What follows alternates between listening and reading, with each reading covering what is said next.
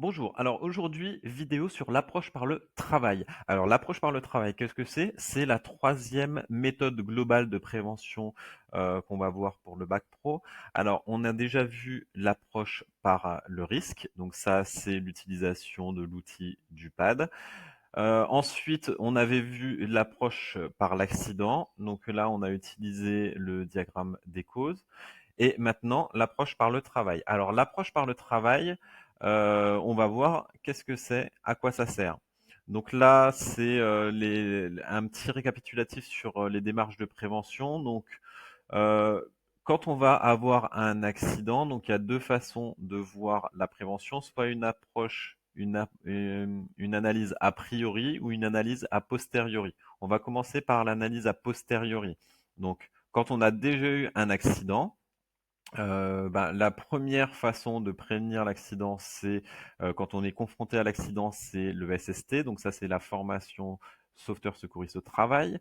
Donc juste au moment de l'accident, pour éviter que le dommage n'empire, donc pour sauver la personne, ça c'est la formation SST. Ensuite, il y a tout un tas d'analyses, donc les analyses statistiques, là qui vont être mises en place par l'INRS par exemple. Et il y a l'approche par l'accident avec l'arbre des causes qu'on a vu dans un autre cours.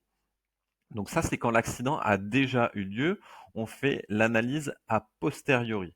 Mais aussi, le mieux, c'est d'éviter d'anticiper que l'accident n'arrive, et ça, c'est l'analyse a priori. Donc on peut faire l'approche par le risque, donc ça c'est avec l'utilisation du pad. On peut évaluer les risques avec le document unique, donc le document unique qui est obligatoire en entreprise pour évaluer tous les risques en entreprise et faire de la prévention. Et une autre approche, l'approche par le travail, et qu'on appelle aussi la démarche ergonomique. Donc ça, vous voyez que l'approche par le travail, c'est vraiment la démarche qu'on va pouvoir faire la plus en amont de l'accident. Donc, comment on va faire l'approche par le travail ou la démarche ergonomique? Alors, l'objectif déjà de l'approche par le travail, c'est de s'approprier une méthode d'analyse des situations de travail en utilisant un concept d'ergonomie. On va voir ce que c'est. Donc, pour prévenir les atteintes sur la santé sur le long terme et pour rechercher à prévenir les risques qui sont cachés. Parce que quel est l'avantage de l'approche par le travail par rapport à l'approche par le risque? C'est que dans l'approche par le risque, certains dangers peuvent être difficiles à identifier. Tout ce qui est charge mentale, tout ce qui est lié au stress dans l'entreprise, lié à l'accumulation du travail dans l'entreprise, aux postures contraignantes, ça va être, c'est des dangers qui sont difficiles à identifier parfois. Ensuite, il y a des éléments, des événements dangereux, donc l'événement déclencheur, qui peut correspondre à des paramètres difficilement aussi quantifiables parce qu'ils sont liés à un individu, son état physique, physiologique de l'individu, donc la résistance de certaines personnes à l'exposition d'un danger. En fait, chacun va être sensible différemment face à un danger et donc avoir, il va y avoir plusieurs degrés de sensibilité donc à la survenue d'un accident et d'un dommage.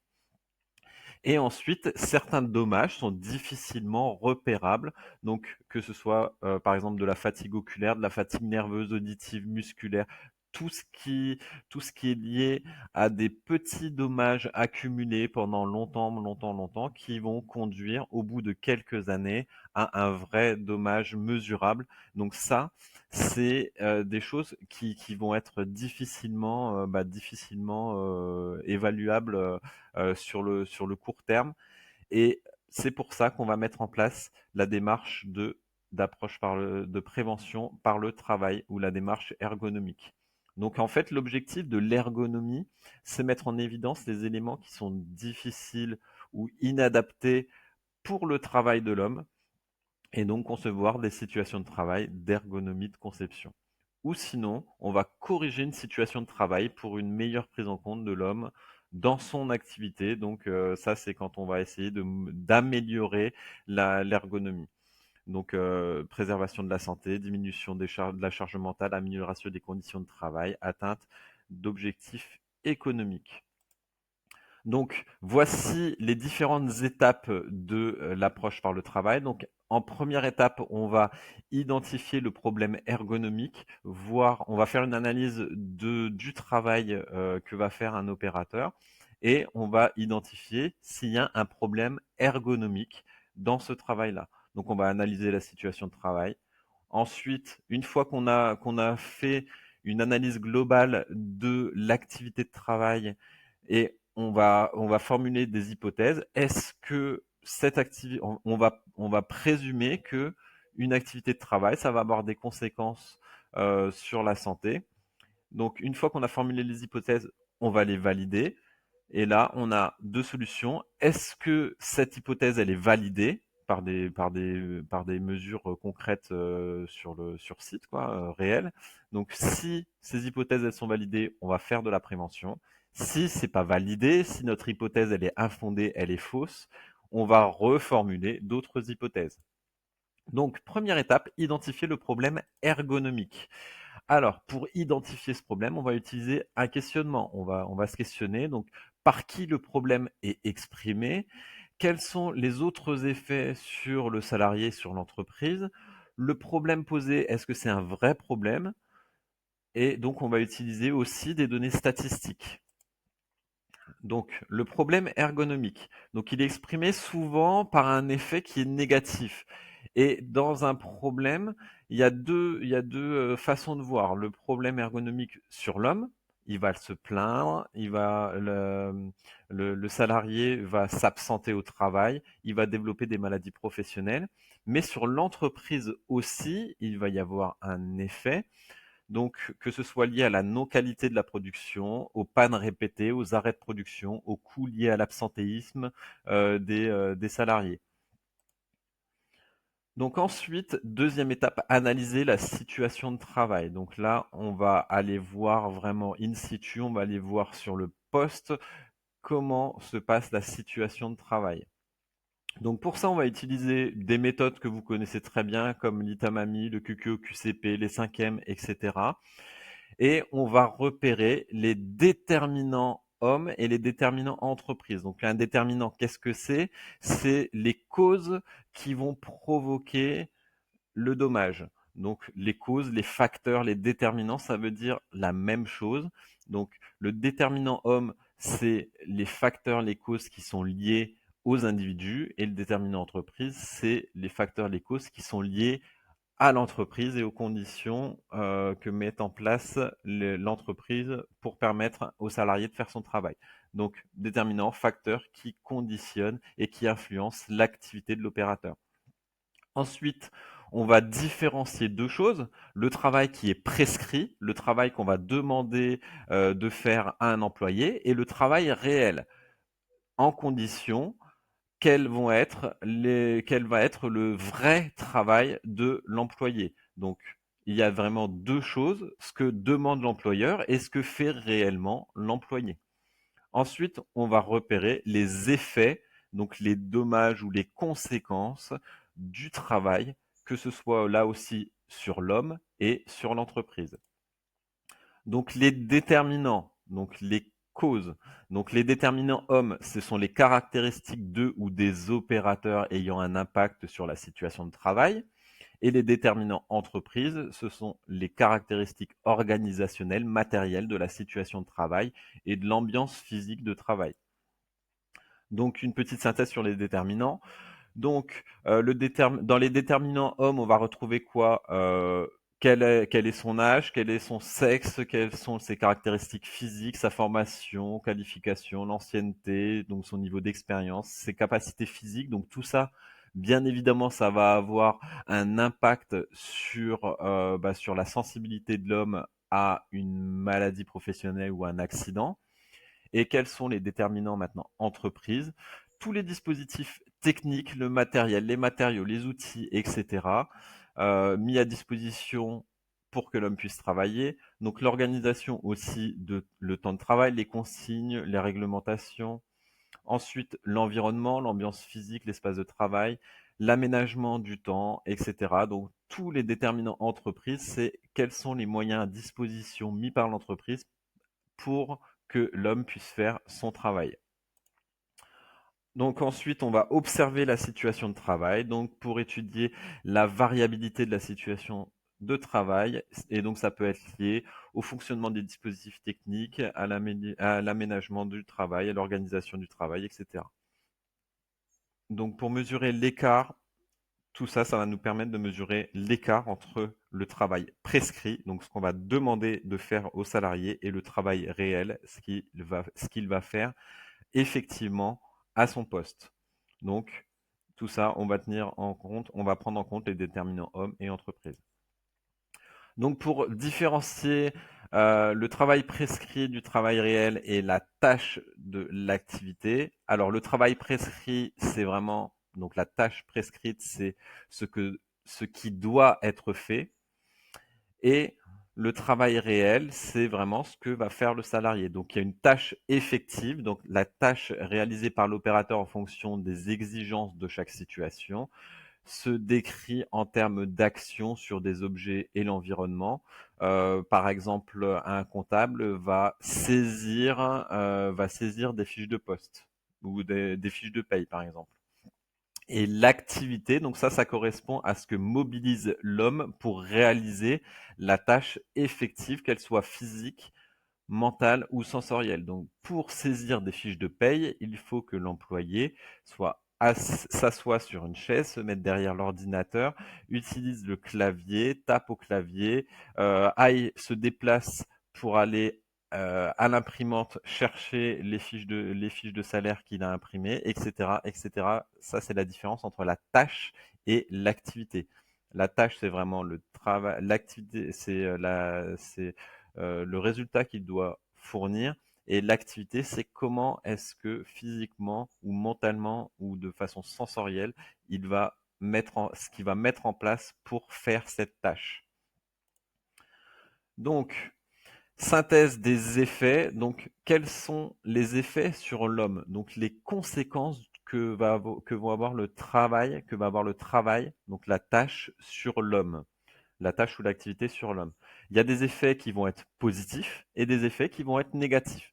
Les effets du travail sur l'homme positifs, ça va être premièrement le salaire qu'il va percevoir, la reconnaissance, la promotion, l'acquisition de compétences, la relation sociale enrichissante. Ça, c'est des aspects positifs, c'est des conséquences positives sur l'homme. Mais il va y avoir aussi, bien sûr, des conséquences négatives, la possibilité de se blesser, fatigue excessive, le stress, la maladie, la démotivation, etc. Maintenant, les effets sur l'entreprise, il va y avoir là aussi des effets positifs et des effets négatifs. Les effets positifs vont être l'augmentation du chiffre d'affaires de l'entreprise, l'amélioration de l'image de marque de l'entreprise, la qualité des résultats proposés par l'entreprise, l'ambiance de travail qui va être stimulante, l'augmentation de la clientèle, etc. Mais là aussi, il va y avoir des effets négatifs comme l'augmentation des accidents du travail, le coût des accidents du travail et des maladies professionnelles, l'absentéisme, la perte de clientèle, la malfaçon, etc., etc. Donc, analyser la situation de travail. Donc, il faut mettre en relation, pour analyser la situation de travail, on va mettre en relation les déterminants, donc les causes, les facteurs, avec le travail réel et le travail prescrit. Là, on va faire une petite différence entre les deux. Et les effets qui vont être repérés sur l'entreprise, sur l'homme, les effets positifs et les effets négatifs. Et pour ça, on va utiliser un schéma qui s'appelle le schéma de compréhension et qui va mettre en évidence le lien de causalité entre les déterminants homme-entreprise pour faire un travail réel, donc qui est conditionné par le travail prescrit, et ça va avoir des effets sur l'homme et sur l'entreprise. Donc voici le schéma de compréhension. Donc le schéma de compréhension, on retrouve bien les déterminants hommes, déterminants entreprise, le travail réel qui est la base de l'activité de travail, donc qui est conditionné par le travail prescrit, et les effets sur l'homme et sur l'entreprise. Donc comment est-ce qu'on va utiliser ce schéma de compréhension dans l'approche par le travail?